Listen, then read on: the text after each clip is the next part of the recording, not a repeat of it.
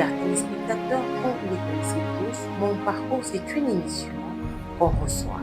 Je ne suis pas seule sur ce plateau.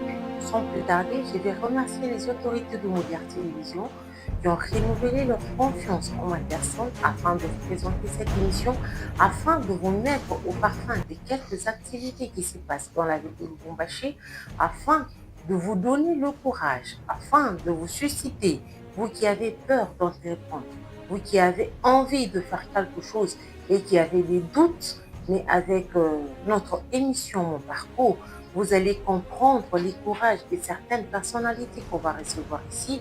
Ils vont vous donner les goûts, ils vont vous donner l'envie de faire quelque chose de votre vie, afin que votre vie soit spéciale, afin que votre vie soit forte, afin que votre vie puisse aller de l'avant et que vous soyez aussi des personnes importantes comme toutes les autres.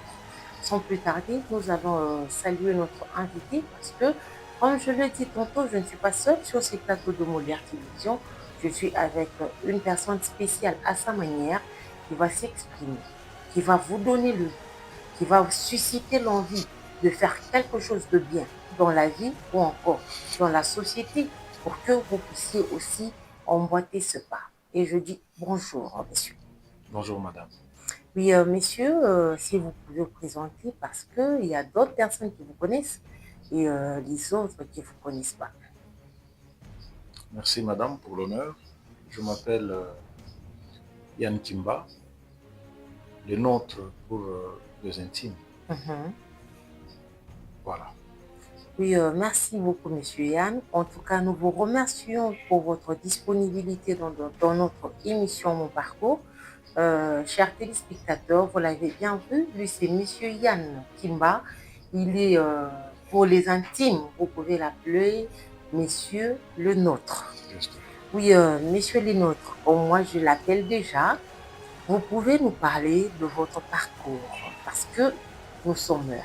Les gens peuvent se poser des questions. Pourquoi l'appeler le nôtre? Et c'est à partir de votre explication, les téléspectateurs et téléspectatrices peuvent comprendre d'où vient le nom de le nôtre. Merci beaucoup madame une fois de plus. Effectivement, je m'appelle Yann Kimba. Je suis de nationalité congolaise. Et je suis né d'une famille de 3 personnes, dont moi-même je suis le cadet, le dernier, et ceux qui me précèdent sont mes grandes sœurs. Et j'ai fait mes études au collège Liberman, c'est dans ma commune natale de la Ouachi. Et je fais également les études supérieures à l'Institut supérieur de commerce, où j'ai obtenu mon diplôme de licence en comptabilité en 2016. Et au-delà de ça, je suis également fonctionnaire de l'État, je travaille dans un service étatique et je suis en même temps encadreur des jeunes au sein de ma fondation qui est le MEJEC, Mouvement pour l'encadrement de la jeunesse et l'émergence du Congo. Au-delà de ça, je suis également président du CRE, le CRE qui est un cercle de réflexion qui englobe toutes les intelligences, notamment celle de l'opposition, étant donné que je suis un homme politique, mais qui est au sein de l'Union sacrée. Mais ce cercle n'a pas d'obédience ou de tendance politique. C'est un cercle où toute intelligence peut venir pour donner son expertise, question de proposer un avenir meilleur à notre pays. Et je suis également acteur politique. Acteur politique au sein de mon cher parti qui est l'ARDEV. C'est au sein de ce parti je peux me mouvoir politiquement. Voilà un peu une brève présentation, sans oublier que je suis également entrepreneur, parce que la jeunesse, c'est aussi l'entrepreneuriat. Et il est de notre devoir aussi de penser à mettre en place des investissements qui puissent bénéficier aux autres. Voilà, en quelques mots, madame, ce que je suis. Oui, merci beaucoup, monsieur Yann Kimba, le nôtre. Comme déjà dans notre émission, vous nous appartenez pour le moment. On vous dit, vous êtes le nôtre. Et merci beaucoup pour votre présentation. Vous allez le dire que c'était une brève présentation, mais moi, je le dirais que c'est une présentation trop lourde parce que vous avez épinglé beaucoup des tâches que vous cumulez dans la vie parce que vous avez parlé. Et là, on va parler aux téléspectateurs. On va leur dire une personne peut cumuler beaucoup de tâches tout en étant bien ordonnée. J'espère que, Monsieur Kimba, avec vos différentes tâches que vous cumulez, comment vous les vivez? Justement, ce n'est pas assez évident, mais nous avons encore de l'énergie parce que nous sommes encore jeunes.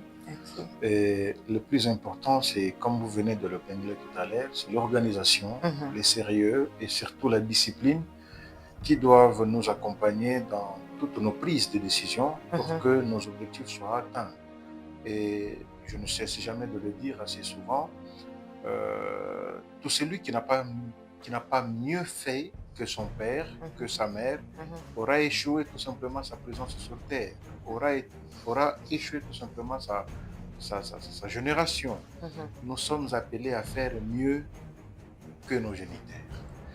Alors ça demande beaucoup parce que il y a des parents, ceux qui ont la chance d'avoir des parents qui sont vraiment intelligents, qui ont fait de grandes études et qui ont mis la barre extrêmement haute, mais on est appelé à faire au moins mieux que eux pour que nous soyons également les modèles de nos enfants.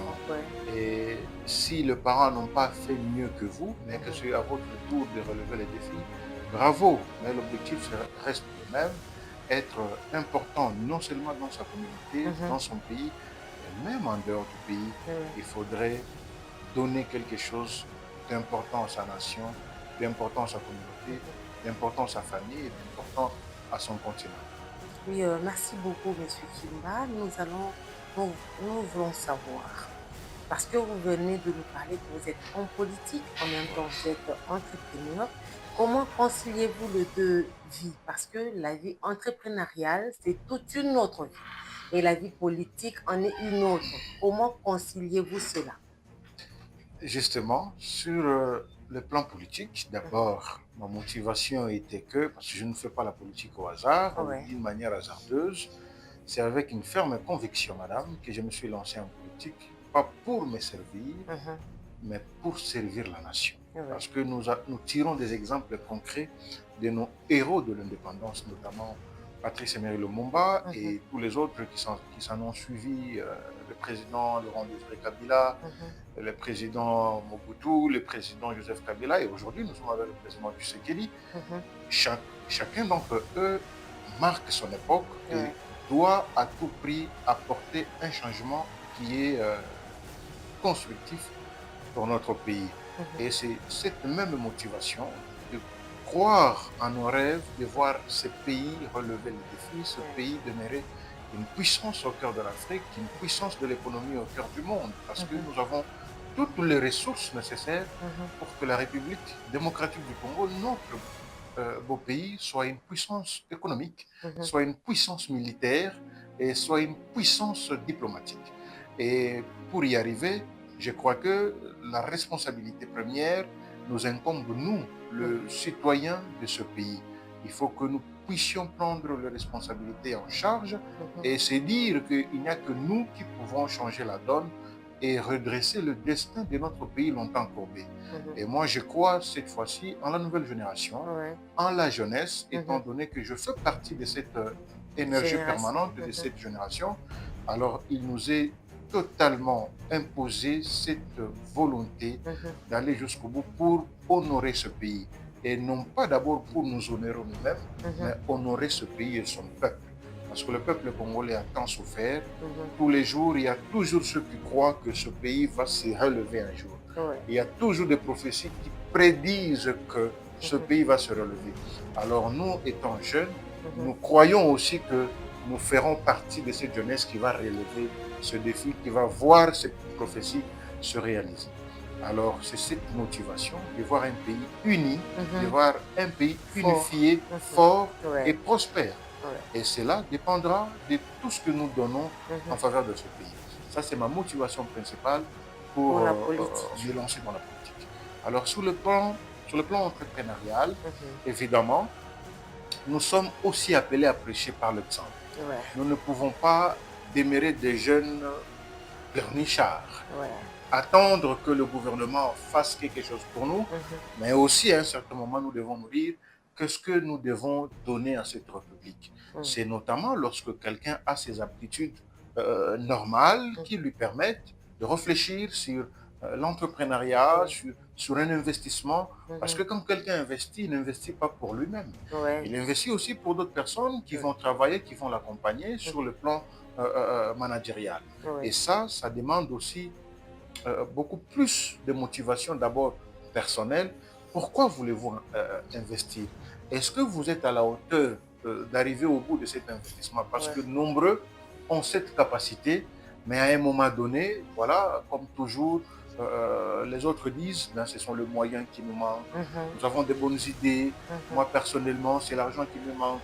Mais le plus important d'abord dans un investissement, ce n'est pas d'abord l'argent. Ouais. C'est d'abord la conception, la vision, ce que vous avez en tête, parce que c'est la vision qui précède le moyen, et non le moyen qui doit précéder la vision. C'est pourquoi vous voyez qu'il y a des gens qui touchent beaucoup d'argent, mais parce qu'ils n'ont aucune vision, cet argent se volatilise comme ça. Vous voyez, mais lorsque vous avez une vision, certes, la vision, elle est tellement têtue à tel point que elle demande aussi forcément le moyen. Mais dès lors que vous l'avez, plus vous pensez à ça, plus vous vous motivez, je pense que le moyen finisse toujours par arriver et vous permettre de vous épanouir dans vos objectifs les plus primordiaux. Donc, en tant que jeune, investir, c'est l'un des objectifs aussi importants qu'il faut à tout prix privilégier, parce que déjà, on ne peut pas prétendre gérer la cité, gérer la République, lorsqu'on est incapable d'abord soi-même de gérer une petite entreprise, de gérer sa famille. Donc, tout commence par la base. Et c'est le moment pour nous, et d'ailleurs pour moi c'est un appel pathétique que je lance à tous les jeunes ambitieux, de ne jamais regresser, de ne jamais se dire ben ce n'est pas facile, tu vas commencer puis ça va pas arriver, on connaît comment avec l'État, les impôts, tout ça. Mais il ne faudrait pas que tous ces éléments-là nous déstabilisent mentalement. Nous bloquent. Voilà, nous bloquent émotionnellement, physiquement et même financièrement. Donc nous devons être plus forts que tous les événements. Parce que aucun objectif ne commence par oser. Il faut d'abord oser, croire en ce que vous faites, et je pense que le reste de l'univers va vous l'accorder. Oui, le reste de l'univers va vous l'accorder, chers téléspectateurs. Monsieur Yann, quelles sont les difficultés que vous avez rencontrées tout au long de votre parcours entrepreneurial? Beaucoup d'abord, parce que je me rappelle quand j'avais commencé mon premier investissement, qui n'est pas d'abord le nôtre, peut-être on parlera de ça prochainement, je m'étais buté aux critiques des gens. Comme toujours, lorsqu'un jeune veut oser et il met la barre très haute, les gens se disent, ben, ce qui va arriver, c'est un Congolais, il n'y arrivera pas, certainement. Donc déjà, il y a de ces gens-là qui ne vous encouragent pas, qui vous font croire que, en tout cas, étant Congolais, étant Congolais, non, ça n'arrivera pas. On connaît les Congolais, comment ils commencent. On connaît les Congolais, ils sont des farceurs, ils vont commencer un projet et puis après. Et pourtant, c'était pour moi un peu déshonorant. Pourquoi? Parce que quand nous voulons oser, nous avons besoin de gens qui nous encouragent. De nous booster, de nous dire non, mais tu peux aussi arriver. Mais dans notre pays, la plupart de ceux qui réussissent le font seuls. Pourquoi? Parce qu'on dirait que nous sommes dans un système où, quand tu exposes ton projet de développement, ceux qui sont autour, voilà, tu décourages. Par conséquent, il faut se concentrer personnellement. Or, dans un investissement, on a besoin de l'intelligence des autres, de critiques des autres. On t'accompagne, mais je voudrais qu'ici, que ça soit comme ça, comme ça, comme ça. Tu réfléchis, tu chippes un peu l'intelligence des autres et ça permet de nous voir. Voilà pourquoi ailleurs, les gens sont toujours en groupe pour réussir. Et la meilleure façon de réussir, il faut être en groupe. Mais au Congo, si tu veux vraiment échouer, mettez-vous en groupe. Voilà, soyez seulement en groupe, tu vas voir comment tu vas échouer. Par conséquent, on est obligé de nous soustraire des autres. Ouais. Ça me fait mal parce qu'ailleurs, ce n'est pas ça. Mhm. Et c'est quand on constate maintenant que les fruits deviennent petit à petit mûrs, que ces groupes-là commencent maintenant à venir autour de toi. Ouais. Le contraire de ce qui se passe dans des pays de développement. Or, nous, comme ici à Lubumbashi, nous avons des jeunes vraiment intelligents, avec qui, une fois vous êtes ensemble pour un projet, nous pouvons relever le défi. C'est-à-dire, nous pouvons faire des choses quand quelqu'un arrive, il ne faut pas croire que ça c'est pour les Congolais. Parce que, imaginez aujourd'hui, même dans la restauration, pour manger dans un restaurant VIP, comme les gens l'aiment bien le dire, un restaurant classe, regardez à la tête de ce restaurant-là. C'est toujours des expatriés. Vous voyez, c'est toujours des Indiens, des Libanais, hein, c'est toujours ces groupes de gens-là. Mais et pourtant, nous avons les intelligences nécessaires pour faire ça. Pourquoi nous, Congolais, s'il faut créer un restaurant, nous devons nous limiter à quelque chose d'à-peu près? Ah non, ça c'est vraiment pour les Congolais, c'est sale, les toilettes ne sont pas propres, les urinoirs, il y a toujours de plaintes. Toujours. Oui. Et pourtant, c'est un complexe inutile d'infériorité. Nous sommes à mesure aujourd'hui de créer, d'investir aussi, de la même manière, de la même hauteur que les autres expatriés qui viennent le faire. Et par conséquent, d'ailleurs, un autre regret, madame, pour vous redonner la parole, vous comprendrez que lorsque un Congolais crée quelque chose de bien, pour que maintenant qu'il bénéficie des soutiens des autres Congolais, ça devient latent. Les gens hésitent. Ils aiment seulement là où on parle. À la tête, il y a des Libanais, il y a des Indiens. Ils disent que là, c'est trop bien. C'est complexe là. C'est regrettable, mais c'est une vérité. Mais quand c'est un Congolais, mais les soutiens traînent pour arriver. On dirait que les Congolais n'aiment pas voir que les autres Congolais réussissent. Mais malheureusement, c'est ça la réalité. Mais que cela ne décourage pas tous ces jeunes Congolais ambitieux qui veulent frayer le chemin. Il faut toujours croire, oser et ne jamais abandonner. Puis, Monsieur Yann, tout au début, vous êtes présenté pour les intimes et vous appelez le nôtre. Est-ce que vous pouvez parler d'où vient le nom là, de le nôtre? Là, moi, je peux dire que vous êtes le nôtre dans cette émission. Il y a mes collègues peuvent dire que non, il est le nôtre devant nos caméras. Mais que dire ou encore d'où vient ce nom de le nôtre? Madame, une bonne question qui m'a toujours été posée. Pourquoi les choix de le nôtre? Le nôtre a commencé avec un ami, un collègue. Pendant la période de campagne, je faisais la campagne comme tous les autres candidats lors des élections de 2023. C'est ça, 2023? Oui. C'est en faisant la campagne, j'avais un ami qui m'aime vraiment beaucoup, qui faisait pour moi la campagne. Chaque fois qu'il m'appelait dans ses bases électorales, il me présentait toujours « c'est les nôtres ». Vraiment. C'est les nôtres. Alors ce mot-là est resté gravé. Dans votre cœur. Voilà. Je suis devant la population, je suis devant la base. Il va parler. À la fin, il va dire soutenons-nous, soutenons-le. Il est le nôtre. Alors, c'est resté gravé dans mon cœur. Et chaque fois que j'ai commencé à publier mes articles, que ce soit sur Facebook, sur WhatsApp, sur tous mes comptes, je ne cessais de mettre à la fin le nôtre. Et c'était parti comme ça. Jusqu'à ce qu'un jour, j'étais avec un ami, nous étions dans un des restaurants. Mon ami me dit, mais mon cher, non, c'est moi qui lui avais dit, mon cher, regarde, qu'est-ce que tu constates chaque fois qu'on est dans le restaurant en train de manger, de boire? C'est quoi un truc de particularité? Mon ami réfléchit, il me dit, ben, je trouve que c'est presque la même chose. Quand même, on prépare bien, il y a des serveurs, il y a quand même l'organisation. Je dis non, c'est pas ça. Je vais te pousser encore à réfléchir. Il y a toujours un élément de particularité que tu n'as pas encore constaté.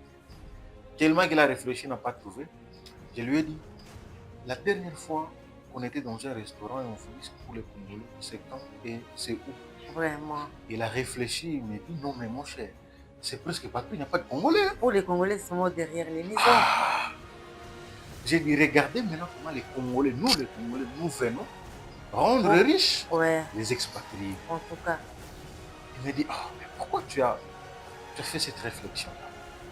J'ai dit, moi je te promets, donne-moi 2 ans et demi. Je veux mettre un restaurant au standard Des aussi expatriés, des expatriés. en tout cas. Et je vais voir le vrai Congolais qui vont commencer à venir. Il me dit, mais mon cher, 2 ans c'est trop. J'ai dit non, parce que je ne veux pas faire en précipitation. Il dit, ah, comme je te prends avec ta taille, sûrement ça sera toujours quelque chose de grand aussi. J'ai commencé à me concentrer. Je payais le temps. J'ai commencé à travailler là-dessus. Et effectivement, je pris, au lieu que ce soit 2 ans, ça m'a coûté presque 4 ans. Ouais. Mais au moins, je achevais Vous- cette ouais. œuvre. Et en achevant cette œuvre, l'idée m'est venue toujours de prendre le nôtre pour coller à ça comme là, Wow. le nom de Wow. ce restaurant que vous voyez. Et le jour de l'inauguration, mon ami est venu, il m'a dit, tu sais, les jours où tu m'as parlé de cette œuvre, je suis allé, j'ai mentionné ça dans mon agenda. En Parce tout que cas. j'ai cru en toi. Mhm. Il m'a dit, c'était ce jour-ci. Et nous étions telle part. Il m'a cité le restaurant là où on est. J'ai dit, c'est ça la motivation. En tout cas. C'est-à-dire, toi, tu constitues pour moi ma motivation. Parce qu'un vrai et un bon ami, Ouais. c'est celui, même si vous lui présentez un rêve le plus fou, Ouais. même Il si vous lui croit. dites, moi je vais avoir 40 hectares aux États-Unis d'Amérique, il doit d'abord vous croire, En tout cas. vous dire, vous en êtes capable. Même si c'est compliqué, c'est difficile, mais un bon ami doit toujours vous dire, vous y arriverez. En tout Je cas. crois en vous. Mhm. Celui-là, c'est important. Ouais. C'est-à-dire, ton ami ne peut pas te faire voir que tu peux échouer à un niveau. Ouais. Il doit toujours être là pour te motiver, Pour pour t'accompagner. t'encourager, Ouais. t'accompagner, te dire, mon ami, tu n'as pas été mon ami pour rien. Ce que tu viens de me dire, ça vient du fond de toi, tu vas arriver. Ouais. Et c'est comme ça que le cercle se restreint d'amis. Mhm. Il faut restreindre le cercle d'amis. Je ne dis pas aux gens de ne pas voir leurs amis, mais il faut être tellement Avoir discipliné avec- et exigeant. Ouais. Qui doit être ton ami? Qu'est-ce qu'il te dit? Est-ce qu'il te motive? Pas seulement des amis qui te motivent pour aller dans des boîtes de nuit, non. Il faut des amis, quand Qui tu vous commets des encouragent. bêtises, tu fais des erreurs, ils te Il vous disent. réprime. Voilà, ils vous repriment. Mhm. Que tu te fâches ou pas, au moins, ils te disent la vérité pour ton bien. Ouais. Et c'est ça. Et de tels amis, excusez-moi de le dire, ils sont vraiment peu. Ouais. Nous avons plus des amis qui nous flattent Mhm. quand nous pouvons dépenser pour eux. Ouais, ouais. Mais quand on n'en a pas, Il vous fuit. ils nous fuient. Et bon, ils s'évaporisent. Et jusqu'à ce que, quand ils vont comprendre que ah, maintenant là, ça va. Il Ils revient reviennent encore. Et ça, c'est Comme les dangereux. oiseaux. Ça, c'est dangereux. Ouais. Il faut vraiment être exigeant pour se choisir des amis. Mhm. Comme on le dit souvent, restez seul si vous n'avez pas encore trouvé un ami. Ouais. Un bon ami. Faut un bon ami. Ouais. Restez seul jusqu'à ce que vous en trouvez. Ouais. Parce que si vous trouvez un bon ami, c'est de l'or, madame. En tout cas. C'est C'est l'avenir. comme quand on était Voilà. encore aux humanités, le texte qu'on avait étudié ami ennemi. Justement, madame. Grâce à un ami, vous pouvez gravir des échelons. Ouais. Grâce à un bon ami, vous pouvez atteindre des objectifs. Grâce à un ami, Les plus faux. vous pouvez être au sommet de vos rêves. Ouais. Grâce à un ami. Et Oui, c'est chers téléspectateurs, là vous avez compris le rêve de M. Yann. Et là, présentement, nous sommes dans le restaurant Le Nôtre. C'est ce cadre qui nous a servi pour vous présenter cette émission. Et voyez de vous-même, ensemble, avec la collaboration de mes caméramens, qui vont vous montrer les luxes qui couvrent le restaurant Le Nôtre, qui est dirigé ou encore qui est... celui qui est le moteur de ce restaurant, c'est M. Yann Kimba, avec qui nous sommes en train de présenter cette émission. En tout cas, M. Yann, sans vous flatter, je vous encourage. Vous êtes un modèle pour la jeunesse parce que ce n'est pas n'importe qui peut faire quelque chose de ce genre. Et qu'est-ce que vous pouvez dire à la jeunesse par rapport aux rêves, par rapport à la détermination? Qu'est-ce que vous pouvez leur dire à cette jeunesse qui, vous avez dit que vous êtes politique, en même temps entrepreneur. Mais en tant qu'entrepreneur, vous avez fait quelque chose de bon.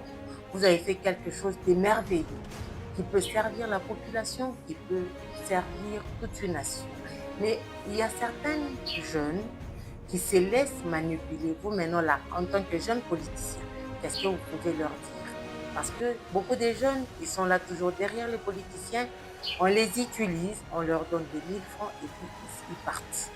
Quel conseil pouvez-vous leur donner? D'abord, lorsque quelqu'un accepte d'être utilisé, parce que lui-même accepte et Mhm. approuve au préalable. Parce qu'un ambitieux, Ouais. il sait détecter le piège de politique. Mhm. Le message que je peux lancer à toute cette jeunesse, c'est la prise de conscience. Ouais. Si vous prenez votre conscience au sérieux, Mhm. vous vous dites, il n'y a rien d'impossible. Mhm. Il n'y a rien qui peut arrêter un homme vivant, en fait. Ok. Tout celui qui respire, en lui, il a toujours un talent caché. Le plus dur dans la vie, c'est découvrir sa force qui Mhm. réside en vous. Et la plupart des jeunes passent à côté. Ils désirent être à la place des autres et Mhm. pourtant leur force ne le voit pas là-bas. Mhm. Leur destin ne le voit pas là-bas. Ouais. Qu'est-ce que vous êtes censé faire? Qu'est-ce que vous en êtes capable de faire? C'est à un certain niveau, les gens doivent comprendre que d'abord, ce ne sont pas les études qui font de nous ce que nous sommes. Ouais. Les études n'accompagnent que la force qui est en nous. Mhm. Les études ne suivent que ce qui est véritablement caché en vous. Ouais. Et ce qui est caché en vous, ce n'est pas l'homme qui plante ça, c'est Dieu qui met ça en nous. Les À nous talents maintenant de cachés. les développer. Voilà. C'est quoi ce que vous êtes capable de faire? Parce que vous pouvez terminer, prenons à titre d'exemple, vous finissez comme étant maître. Mhm. Vous faites les études de droit, mais en réalité, ce n'est pas les droits qui vous orientent vers votre succès. Mhm. Mais au moins, vous avez fait des études de droit, ça vous aide autrement. Mhm. Mais votre réussite, par exemple, Ouais. c'est être chanteur, être musicien, Mhm. être footballeur. Mais vous avez fait les études autres que ceux qui vous propulsent. Ouais. Maintenant, ceux qui ont découvert réellement leur talent caché, Mhm. ils en ont exploité et ils réussissent toujours. Parce que Dieu ne se trompe pas. Ouais. Nous pouvons nous tromper des études. Mhm.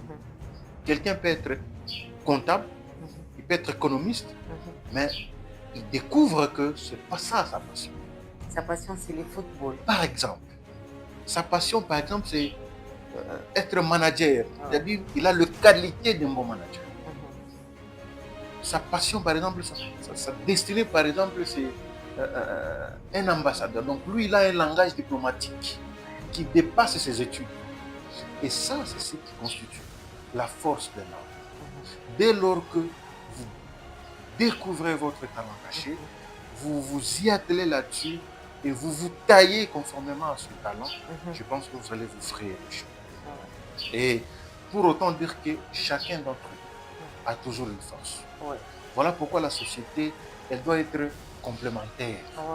Parce que chacun d'entre nous doit apporter quelque chose. Mhm. Le développement d'un pays ne dépend ni d'une tribu, ne dépend ni d'une race, ne dépend ni d'un clan, ni d'une région. Le développement d'un pays dépend de l'apport de tout un chacun. Les intelligences, je l'ai toujours dit, l'intelligence n'a pas d'expression faciale. Ouais. Que vous soyez de longue taille, que vous soyez de courte taille, ouais. quand vous êtes intelligent, vous l'êtes. Quand vous n'êtes pas intelligent, vous ne l'êtes l'êtes pas. non plus. Par conséquent, ceux qui ne sont pas intelligents doivent être accompagnés par ceux qui sont intelligents pour qu'eux aussi apportent leurs connaissances, leur savoir-faire. Ouais.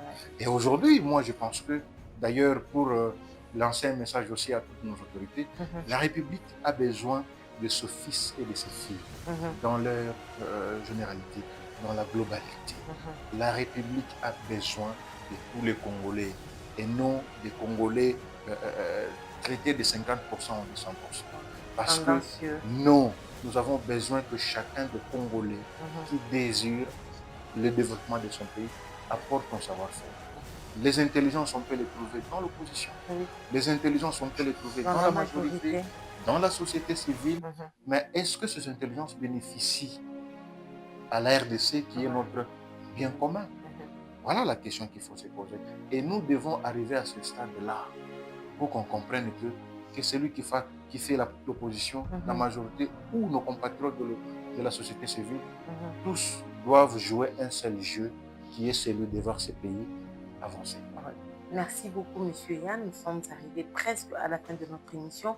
Monsieur Yann, en tant qu'homme politique, s'il arrivait ou encore s'il plaisait aux autorités de la République de vous donner un poste stratégique dans notre ville de Lubumbashi, par exemple, on vous nomme comme étant maire de la ville de Lubumbashi, quelle sera votre première action pour la ville de Lubumbashi et pour cette population qui va vous accompagner pendant ce mandat? Vous me posez une question difficile. Mon ami Kafwimbi, le maire de la ville, risque de s'inquiéter. Non, là, on que je félicite d'ailleurs. C'était pour blaguer. Je félicite le maire de Lubumbashi, notre frère et ami Kafwimbi. Je suis sûr qu'il va faire quelque chose de bien pour la ville de Lubumbashi. Mais si jamais demain ou après-demain, c'est... Parce que la roue tourne. Justement. Si jamais c'est les Kimba de la République, je pense que l'objectif va rester le même. C'est de faire de Lubumbashi le miroir de la République démocratique du Congo, parce que peut-être beaucoup de gens l'oublient assez souvent. Nous sommes la deuxième ville. La plus pauvre.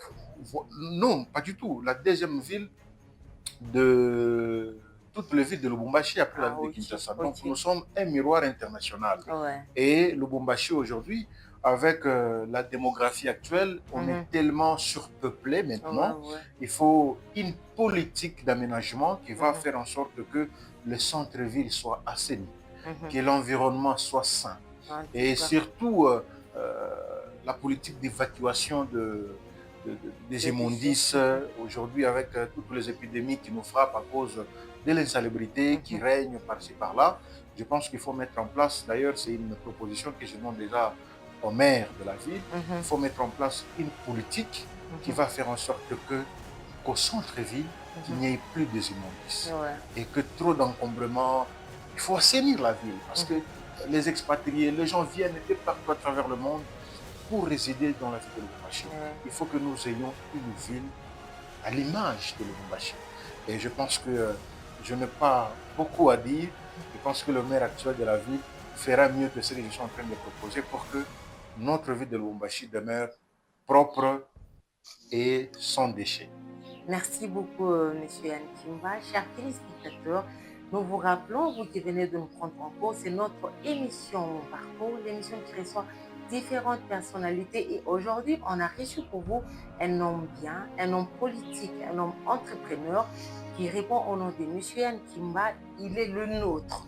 Et ce cadre qui nous a reçus, c'est un restaurant VIP, un restaurant au standard international, mais conçu par un Congolais et dirigé par le même Congolais. Alors, nous sommes là pour encourager les téléspectateurs qui ont des doutes en eux. Nous sommes là à encourager ou encore à promouvoir la jeunesse. Vous qui voulez aller trop loin, vous qui voulez prendre le courage, vous qui cherchez des exemples à prendre, Monsieur Yann est là, il est votre exemple. Monsieur Yann est là si vous avez besoin de conseils. Appelez-nous au numéro qui est affiché au bas de votre écran. Et là, vous allez passer dans cette émission. Et là, vous allez rencontrer certaines personnes qui défilent sur ces plateaux de Molière Télévision pour vous parler de leur expérience. Et vous aurez, et ce sont ces gens, si vous désirez qu'ils soient vos mentors, ce sont ces gens qui, si vous désirez qu'ils soient vos encadreurs sur le plan politique ou entrepreneurial, en tout cas, ça c'est notre devoir, ça c'est notre affaire, nous sommes là pour vous accompagner. Nous disons merci à la rédaction de Molière Télévision, nous disons merci aux autorités de Molière Télévision, nous vous disons merci vous chers téléspectateurs. Avant de se séparer avec M. Yann, nous allons vous demander de placer un dernier mot pour cette émission parce que nous savons qu'on va vous recevoir encore prochainement. On n'a pas fini de parler. Le parcours est trop long, mais aujourd'hui, on a parlé juste une partie pour encourager les téléspectateurs. Vous pouvez leur dire un mot. Merci madame, c'est un plaisir de passer pour ma toute première fois dans cette belle émission. Et je vous remercie également de vous être placé. C'est un honneur pour moi. Et aussi merci à tous ces jeunes qui nous suivent et tous ceux qui désirent investir, de ne jamais abandonner, mais de toujours travailler, croire en vos rêves. Mhm. Personne, à part vous-même, peut maîtriser l'objectif de vos ambitions. Je vous encourage d'aller jusqu'au bout. Mhm. Merci aussi à toutes les personnes qui vont nous contacter pour nous rencontrer. Mhm. Nous sommes là, à bras ouverts pour les accueillir et échanger Mhm. et surtout les motiver. Merci, madame. Merci beaucoup, monsieur Yann. Prochainement, on va parler de votre fondation. Là, on vous laisse de l'eau dans la bouche, chers téléspectateurs. Nous sommes arrivés complètement à la fin de cette émission. Nous vous demandons de rester penchés sur Molière Télévision. Suivez-nous sur YouTube, Molière Officiel TV. Et là, vous allez nous voir. Suivez-nous sur Molière Canal. Suivez-nous sur Molière Lubumbashi. Et on vous dit bye bye. À la prochaine.